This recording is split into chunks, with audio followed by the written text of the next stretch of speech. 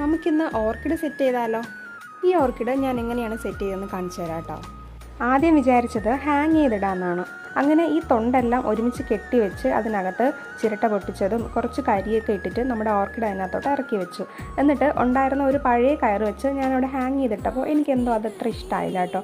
പിന്നെ അതിൽ നിന്ന് ഒരു പീസ് ഇളക്കി മാറ്റിയിട്ട് മരത്തിൽ ചേർത്ത് കെട്ടിക്കൊടുക്കാമെന്ന് വിചാരിച്ചു. ഇങ്ങനെ ചെയ്തപ്പോൾ എനിക്കത് നല്ല ഇഷ്ടമായി കേട്ടോ. അപ്പോൾ എൻ്റെ 2 ഓർക്കിഡ് ഉള്ളതുകൊണ്ട് രണ്ടും ഇങ്ങനെ തന്നെ ചെയ്യാമെന്ന് വിചാരിച്ചു. ഇങ്ങനെ ചെയ്യുമ്പോൾ മരത്തിലും കൂടി പെട്ടെന്ന് പറ്റിപ്പിടിച്ച് വളർന്നോളും.